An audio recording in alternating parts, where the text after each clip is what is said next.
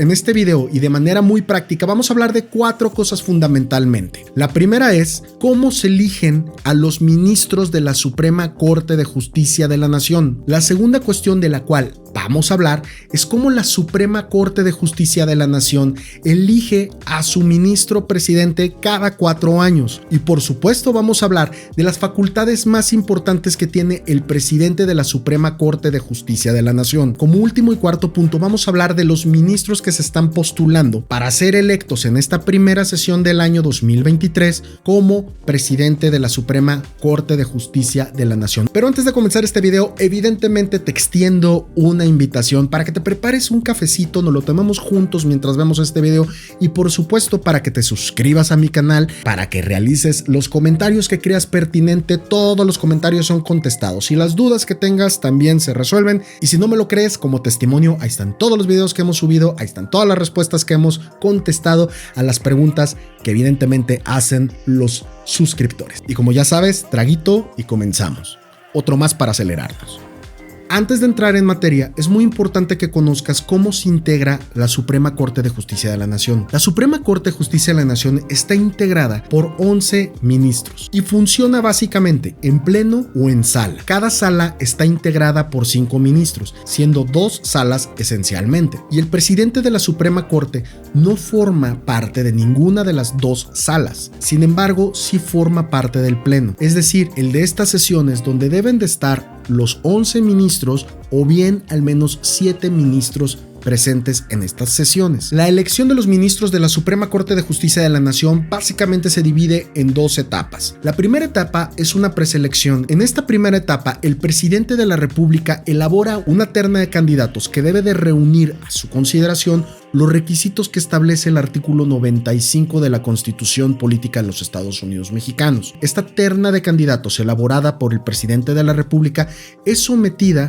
ante el Senado de la República. ¿Cuáles son los requisitos constitucionales que deben de reunir estos candidatos que son presentados por el presidente de la República? La respuesta está en el artículo 95 de la Constitución. Y básicamente entre estos requisitos, como podemos ver, son los siguientes: ser ciudadano mexicano por nacimiento en pleno ejercicio de sus derechos políticos y civiles, tener cuando menos 35 años cumplidos el día de la designación, poseer el día de la designación con antigüedad mínima de 10 años, título profesional de licenciado en Derecho, gozar de buena reputación y no haber sido condenado por delito que amerite pena corporal de más de 1 año de prisión. Pero si se tratase de robo, fraude, falsificación, abuso de confianza y otro que lastime seriamente la buena fama en el concepto público, inhabilitará para el cargo cualquiera que haya sido la pena. Haber residido en el país durante los 2 años anteriores al día de la designación. Como último requisito tenemos no haber sido secretario de Estado,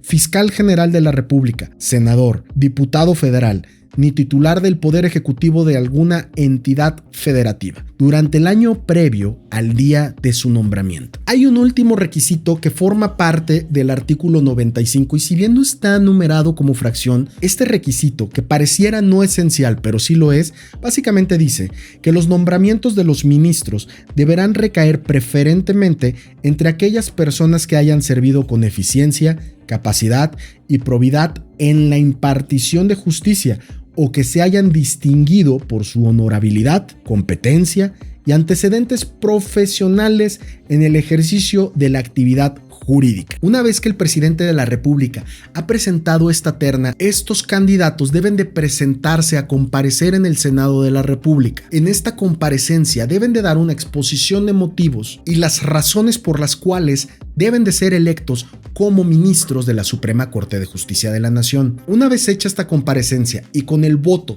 de las 2/3 partes de los senadores presentes en dicha comparecencia, es como se elige y se nombra al ministro de la Suprema Corte de Justicia de la Nación. Los ministros duran en este cargo un periodo de 15 años y solamente pueden dejar su cargo por 3 razones. La primera es por la conclusión de su periodo. Esta sería como una conclusión o terminación natural por el simple hecho del transcurso del tiempo. La segunda razón para dejar de ser ministro es que presentes una renuncia. Esta renuncia debe de ser calificada o debe de ser aprobada previamente por el presidente de la Suprema Corte de Justicia de la Nación. Una vez que es aprobada por el ministro presidente, entonces es sometida ante el mismo Senado de la República, la cual podrá aprobar o podrá negar dicha solicitud de renuncia. La tercera razón por la cual un ministro puede terminar su cargo es por mera jubilación voluntaria. Evidentemente esto se debe hacer a través de una solicitud formal de retiro, en la cual pueda comprobar y pueda acreditar que reúne las condiciones de edad y que reúne las condiciones de antigüedad para poder tener derecho a esta jubilación voluntaria. Yéndonos al segundo punto de este video, de cómo los ministros de la Suprema Corte de Justicia de la Nación eligen a su ministro presidente, es importante que nos vayamos a la ley orgánica del Poder Judicial de la Federación. En el artículo 12 podemos encontrar que esta elección se lleva a cabo cada 4 años y los miembros de la Suprema Corte de Justicia elegirán de entre ellos al presidente, el cual no podrá ser reelecto para el periodo inmediato posterior. La elección tendrá lugar en la primera sesión del año que corresponda. Esta sesión se va a llevar a cabo el día 2 de enero del año 2023. No está de más mencionar que el último día de informes que rindió el ministro presidente Arturo Saldívar se llevó a cabo el día 15 de diciembre del año 2022. La misma ley orgánica del Poder Judicial de la Federación, en su artículo 14, nos menciona cuáles son las atribuciones del presidente de la Suprema Corte de Justicia de la Nación. Hablemos de ellas. El presidente de la Suprema Corte de Justicia de la Nación tiene entre sus atribuciones el representar evidentemente a la Suprema Corte de Justicia y llevar su administración. Tramitar los asuntos de la competencia del Pleno de la Suprema Corte de Justicia y turnar los expedientes entre sus integrantes para que formulen los correspondientes proyectos de resolución. En caso de que el presidente estime dudoso o trascendente algún trámite, designará a un ministro ponente para que someta un proyecto de resolución a la consideración de la Suprema Corte de Justicia, a fin de que esta última determine el trámite que deba corresponder. Autorizar las listas de los asuntos, dirigir los debates y conservar el orden en las sesiones del Pleno de la Suprema Corte de Justicia. Firmar las resoluciones del Pleno de la Suprema Corte de Justicia con el ponente y con el secretario general de acuerdos que dará fe. Cuando se apruebe una resolución distinta a la del proyecto o cuando aquella conlleve modificaciones sustanciales a este, el texto engrosado se distribuirá entre los ministros y si estos no formulan objeciones en el pleno de 5 días hábiles, se firmará la resolución por las personas señaladas en esta fracción. La quinta atribución es despachar la correspondencia de la Suprema Corte de Justicia, salvo la que es propia de los presidentes de las salas. Dictar las medidas necesarias para el buen servicio y disciplina en las oficinas de la Suprema Corte de Justicia. Recibir, tramitar y en su caso resolver las quejas administrativas que se presenten con motivo de las faltas que ocurran en el despacho de los negocios de la competencia del Pleno de la Suprema Corte de Justicia, de alguna de las salas o de los órganos administrativos de la Suprema Corte de Justicia. Legalizar por sí o por conducto del Secretario General de Acuerdos la firma de los servidores públicos de la Suprema Corte de Justicia en los casos en que la ley exija este requisito. Conceder licencias a los servidores de la Suprema Corte de Justicia en los términos previstos en esta ley. Comunicar al presidente de la República las ausencias definitivas de los ministros de la Suprema Corte de Justicia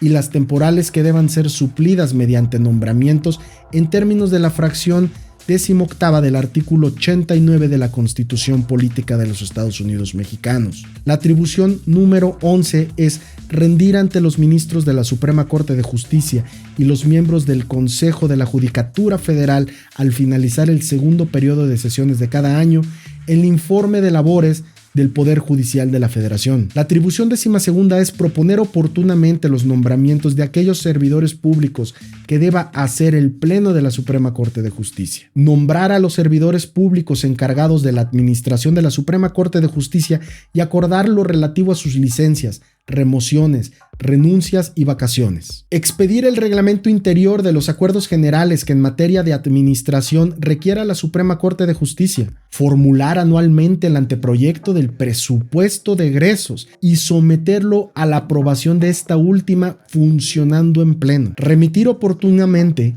al presidente de la República los proyectos de presupuestos de egresos del Poder Judicial de la Federación, a fin de que se proceda en términos del último párrafo del artículo 100 de la Constitución Política de los Estados Unidos Mexicanos, así como administrar el presupuesto de la Suprema Corte de Justicia. Designar a los ministros para los casos previstos en el artículo 17 y 18 de esta ley. Nombrar al ministro o ministros que deban proveer los trámites en asuntos administrativos de carácter urgente durante los periodos de receso de la Suprema Corte de Justicia. Establecer las disposiciones generales necesarias para el ingreso, estímulos, capacitación, ascensos y promociones por escalafón y remoción del personal administrativo, realizar todos los actos tendientes a dar trámite al procedimiento de la Declaratoria General de Inconstitucionalidad a que se refiere la Ley de Amparo, atender la solicitud a que se refiere el 9º párrafo del artículo 94 de la Constitución Política, para lo cual deberá someterla a consideración del Pleno para que resuelva de forma definitiva por mayoría simple. Establecer las sanciones a que se refiere la fracción 17ª del artículo 11 de esta ley, siempre que las promociones se hubieran hecho ante él. Y, evidentemente, las demás que confieren las leyes, reglamentos interiores y acuerdos generales. Son 5 ministros los que se postularon para presidir la Suprema Corte de Justicia de la Nación y suceder al ministro Arturo Saldívar, quien termina funciones en este año 2022. La terna está compuesta por 3 ministros y 2 ministras, de los cuales se elegirá a uno el día 2 de enero del año 2023, para que durante 4 años sea el presidente de la Suprema Corte de Justicia de la Nación. Esta terna de 5 ministros está formada por los siguientes nombres. En primer lugar tenemos al ministro Alfredo Gutiérrez Ortiz Mena. El ministro Alfredo Gutiérrez inició su gestión como ministro el día 1 de diciembre del año 2012 y fue propuesto por el entonces presidente Felipe Calderón Hinojosa. En segundo lugar tenemos al ministro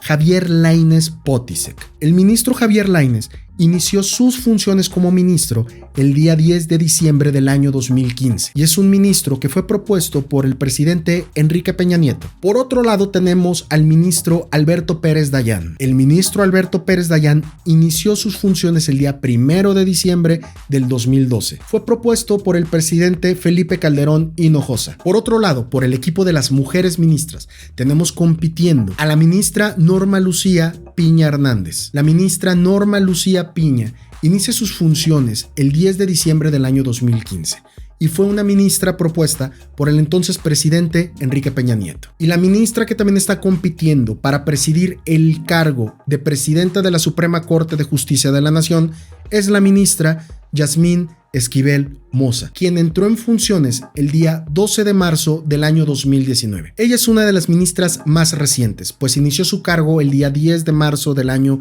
2019 y evidentemente por el año fue propuesta por el actual presidente Andrés Manuel López Obrador. El nombramiento en quien recaiga esta importante responsabilidad será un nombramiento bastante relevante, ya que en quien recaiga la presidencia de la Suprema Corte de Justicia de la Nación le tocará un cambio de presidente de la República, por lo cual, además de las responsabilidades que tendrá, deberá tener una fuerte habilidad de negociación. Cabe destacar que este puesto, además de responsabilidad, requiere de una ministra o un ministro que tenga en su haber una excelencia en el desempeño profesional de su carrera. Los comentarios que tengas al respecto son muy importantes. Yo soy el abogado y nos vemos en otra cápsula legal. Cambio y fuera.